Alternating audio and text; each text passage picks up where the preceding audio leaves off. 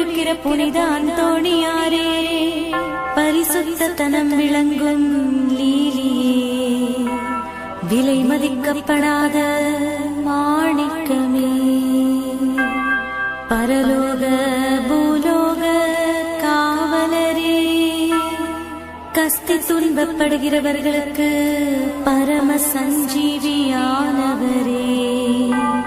பாவிகளின் தஞ்சமே, உமது இன்பமான சன்னிதானம் தேடி வந்தோ. உமது திருமுக மண்டலத்தை அன்னார்ந்து பார்த்து உம்மை கெஞ்சி மன்றாடுகிறோம்.